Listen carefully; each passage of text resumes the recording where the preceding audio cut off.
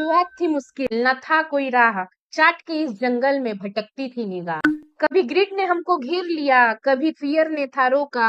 अरे हम तो वो इंसान थे जिसे अपनों तक ने ठोका। पर सालों की इस मेहनत ने सब्र का फल दिया, लॉस के इस अंधेरे ने सीखने का कल दिया। आज चाट मेरी जुबान है और मार्केट मेरा दोस्त, मेहनत से खुद लिखी अपनी कहानी जिससे मिला मुझे बूस्ट। एक इंसान की जिंदगी में कई सारे चैप्टर होते हैं और हर चैप्टर एक दूसरे चैप्टर से लिंक होता है। और मेरे लाइफ की स्टडिंग चैप्टर की शुरुआत होती है 2020 यानी लॉकडाउन से। सबकी तरह मेरा भी ऑफिस बंद हो चुका था और बैठे बैठे मैं यही सोच रही थी कि अब आगे क्या। क्योंकि उस टाइम किसी को नहीं पता था कि लॉकडाउन कब ओपन होगा, कब हम अपनी बैक टू नॉर्मल लाइफ में आएंगे और क्या चीजें होंगी। और जब खाली इंसान बैठता है तो खाली दिमाग शैतान का दिमाग, तो बहुत ज्यादा चिंता होता था कि अब आगे कैरियर में क्या होने वाला है। क्या लाइफ टाइम सिर्फ एक ऐसे प्राइवेट फर्म में काम करके मेरी लाइफ का गुजारा हो जाएगा, क्या कभी मैं आगे जाने के लिए कुछ करूंगी। ये चीजें कहीं ना कहीं माइंड में हमेशा घूमती रहती थी। ये सब सोचते सोचते मैं यूट्यूब को स्क्रॉल कर ही रही थी कि मेरे सामने कुछ ट्रेडिंग के वीडियोस आने लगे, जैसे कि यूट्यूब ने मेरे दिल की बात सुन ली। इतने अट्रैक्टिव टाइटल्स, इतने अट्रैक्टिव थंबनेल्स कि आप इग्नोर कर ही नहीं सकते हो। मतलब ऐसी लाइफ स्टाइल, ऐसी मोटिवेशनल स्पीच कि बस सुन के लगे कि नहीं, जो बोल रहा है ना बंदा एकदम सही बोल रहा है। मैं क्या हूँ, मैं पागल हूँ जो ऐसे फर्म में काम कर रही हूँ। मुझे तो बस सब कुछ छोड़ के क्या करना चाहिए, इसमें स्विच करना चाहिए। मजाल है जो ऐसी वीडियोस देख के कोई मैनिपुलेट ना हो जाए। तो बस मैं भी हो गई। भाई सिंपल सी बात है, जब इंसान को बहुत प्यास लगी हो ना, तो वो मिनरल वाटर नहीं ढूंढेगा, वो क्या करेगा, हैंड पंप भी देखेगा तो पानी पी लेगा। और यहाँ पे मुझे प्यास लगने पे एल्कलाइन वाटर मिल रहा था, तो मैं कैसे इग्नोर कर देती। बस मैंने सोचा मुझे यही तो चाहिए था लाइफ में। दिन भर पूरे लॉकडाउन में दिन दिन भर मैं वीडियोस देखती थी, कभी इसके चैनल पे, कभी उसके चैनल पे, कभी उसके चैनल पे। और ऐसे करते करते मेरा पूरा लॉकडाउन बीतता था और लगता था कि बाप रे बाप, मैं कहाँ थी, क्यों मैंने पहले ये सब नहीं देखा। जब मैंने सारे वीडियो को मिक्स करके मिक्स वेज की तरह कुकर में डाल के खिचड़ी बनाने का सोचा, और लगा कि बस सारे वीडियोस को एक साथ कुकर में डालो और 10 मिनट में खिचड़ी बन के रेडी। भाई बट रियलिटी तो ये है कि 10 मिनट में खिचड़ी तो नहीं, मेरे जैसे लोग मूर्ख जरूर बन जाते हैं। अब देखिए, कुल मिला के बात ये है कि 2020 में मैं फंस गई थी। सैलरी तो आ नहीं रही थी बाकी लोगों की तरह, तो मैंने सोचा कि चलो ये खिचड़ी का ही मजा ले लेते हैं, इस बिरबल की खिचड़ी में ही इन्वेस्ट करके देखते हैं, शायद कुछ हो जाए। और रिजल्ट 100% सफाया। मैंने अपनी खिचड़ी का 100% सफाया कर दिया। फिर नेक्स्ट ईयर ना मैंने खुद को बड़े आराम से मैनिपुलेट किया कि बिजनेस में तो ऐसा होता रहता है, चिल करो, कोई बात नहीं, इस ईयर अच्छे से काम करना, 1 साल का एक्सपीरियंस है, तो 1 साल के एक्सपीरियंस में तो इस बार जो है 7 समुंदर पार चले ही जाएंगे। और साथ में क्या करते हैं, चलो रिकवरी भी करनी है, एक काम करते हैं कैपिटल को इंक्रीज कर देते हैं, तो रिकवरी भी हो जाएगी, प्लस जो है रिकवरी के बाद मुझे क्या मिलेगा, ये भी मिल जाएगा। तो मैंने क्या किया ना, अपनी सेविंग का बहुत बड़ा हिस्सा निकाला और फिर से खिचड़ी बनाने चले गए। और इस बार भी खिचड़ी का पूरा पूरा नाश, सत्यानाश और सफाया, 100% सफाया। अरे डिटॉल भी कीटाणुओं को 99.9% मारता है, बट मैं अपने कैपिटल को 100% मार रही थी, डिटॉल से भी आगे। अब आया थर्ड ईयर में मैंने सोचा कि 2 साल का एक्सपीरियंस है मेरे पास, इस साल तो धमाल मचा देंगे, मैंने सब कुछ सीख लिया है। और मेरे जैसे लोगों के लिए एक कहावत बना है, कुत्ता पाल लो गलत फहमी मत पालो। बट मैंने तो अपनी गलत फहमी पाल ली थी, और ऐसी गलत फहमी पाली कि अपने सेविंग का 100% कैपिटल मैंने यूज किया। क्योंकि ऑब्वियस सी बात है, तब तक लॉकडाउन खुल चुके थे, सैलरी भी आने लगी थी, तो ठीक ठाक जो है सेविंग जो भी थी ना, उसको पूरा 100% मैंने लगा दिया अपनी गलतफहमी की बीमारी की वजह से। अब देखो, ये मत पूछना कि रिजल्ट क्या था, क्योंकि रिजल्ट ऐसे सोच के साथ, ऐसी साइकोलॉजी के साथ एक ही हो सकता है, और वही हुआ 100%। अगेन डिटॉल पीछे हो गया और मैं आगे हो गई। वो देखिए, वही वाला फेज था मेरे लिए, जब आप लोग नए नए रिलेशनशिप में होते हो ना, कोई बोल दे कि बंदा खराब है, इससे थोड़ा दूर रहो, आप उसके दुश्मन बन जाओगे, लोगों को लगेगा कि आप जलन के मारे ऐसा बोल रहे हो, बट एक्चुअल में ऐसा होता नहीं है।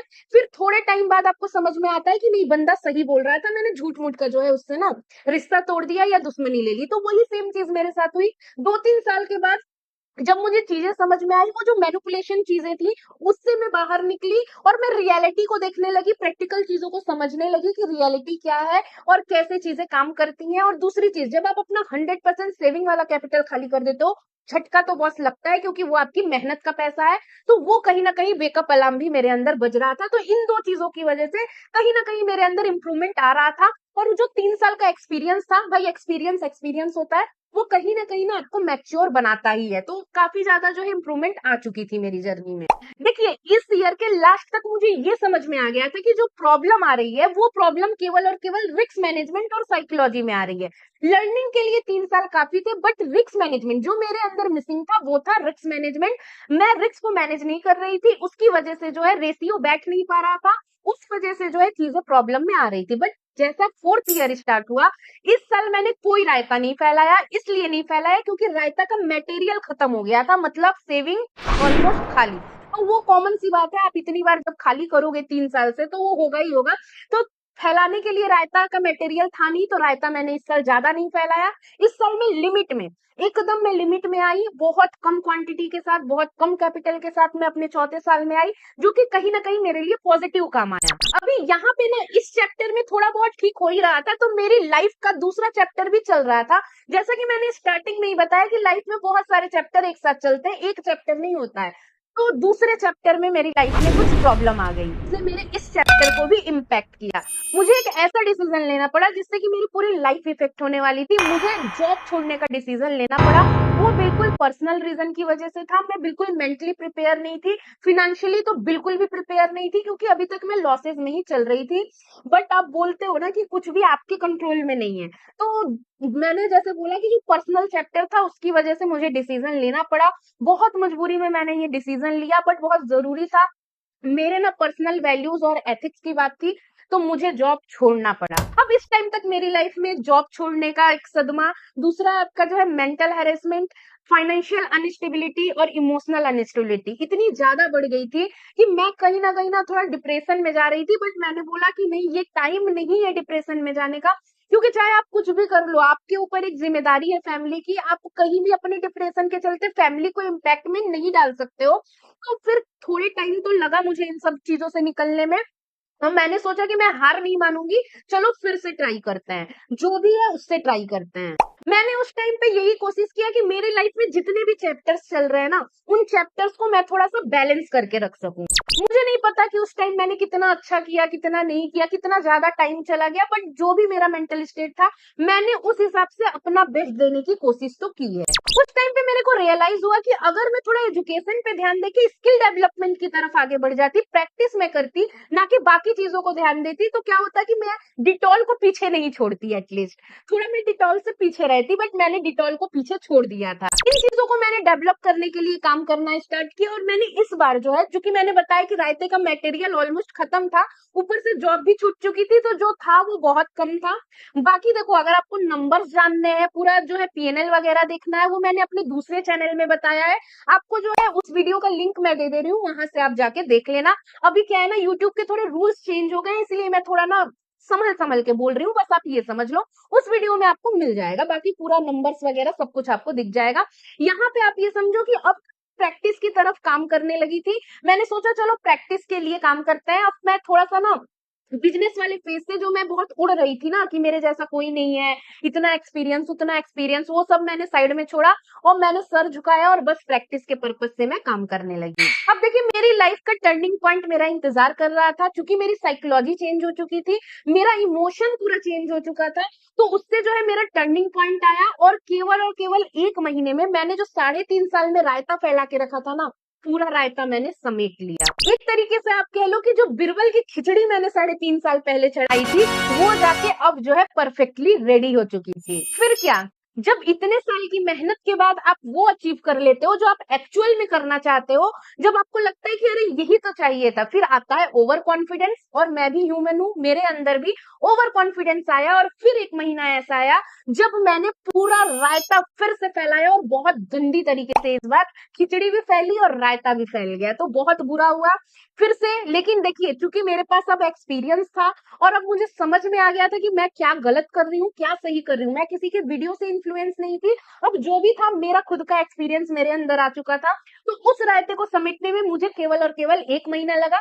आप ये समझो, 1 महीना ओवर कॉन्फिडेंस आया तो मैंने रायता फैलाया, और लकीली दूसरे महीने में ही मैंने उसको समेट लिया। अब देखिए यहाँ पे मेरी जर्नी ना बहुत स्मूथली चलने लगी थी। अब मुझे चीजें समझ में आ गई थी कि मैं कहाँ गलत कर रही हूँ। इमोशन कंट्रोल मुझे आ गया था, क्योंकि मेरे पास जॉब का बैकअप नहीं था, तो वो माइंड में चलता था कि अगर मैंने इस बार गलती की तो मेरे पास जो है रायता का मटेरियल लाने के लिए, पैसे लाने के लिए फिर कभी कुछ बचा नहीं है, तो वो चीज चलती थी। इसलिए सारी चीजों को बड़े जो है एक बिजनेस मॉडल की तरह हैंडल किया और उस चीज का प्रोसेस को फॉलो किया और उस चीज का मुझे बेनिफिट देखने को भी मिला। बट देखिए लाइफ है, बिजनेस है, इमोशंस है, तो ट्रेजेडी आपका वेट करती ही रहती है। तो एक और ट्रेजेडी मेरी लाइफ में आई जो मैं कभी और आप लोगों को बताऊंगी। इनफैक्ट मैं ये बोलूंगी कि ये वाली ट्रेजेडी ना पिछले वाली ट्रेजेडी से थोड़ी बड़ी थी, बट ये सब तो लगा रहता है। इंपॉर्टेंट ये है कि आप इन सब चीजों को टैकल करके अपने लाइफ के हर चैप्टर को बैलेंस करके रखें और अपनी जर्नी में आगे बढ़ते रहें। मेरी ये पूरी जर्नी को ऑलमोस्ट 6 साल हो चुके हैं, जिसमें कि 3.5 साल तो पूरा का पूरा रायता मैंने फैलाया था और बाकी के कुछ महीने रायते को समेटने में लगा और फिर जो है आसानी से स्मूथली ट्रेन अपनी ट्रैक पे चलती रही। अपनी इस ट्रेजेडी को हम लोग किसी और वीडियो में जरूर कवर करेंगे। अगर आपको जानना होगा कमेंट कीजिएगा और ये भी बताइएगा कि आपकी लाइफ के इस चैप्टर को पूरा होने में कितना टाइम लगा या फिर आप कितने टाइम से जो है इस चैप्टर को पूरा करने में लगे हुए हैं। वीडियो अगर आपको अच्छी लगी हो लाइक शेयर सब्सक्राइब जरूर कीजिएगा। फिर से मैं आपको बता दूं कि अगर आपको नंबर्स जानने हैं, पूरा पीएनएल देखना है, इस वीडियो में देख लीजिएगा। हमारे दूसरे चैनल पे जो है वो वीडियो पड़ा हुआ है, वहां पे जाके आप देख सकते हैं। वीडियो अच्छी लगी हो do like share subscribe and फिर मिलेंगे एक नए इंफॉर्मेटिव वीडियो के साथ। तब तक के लिए bye bye and take care.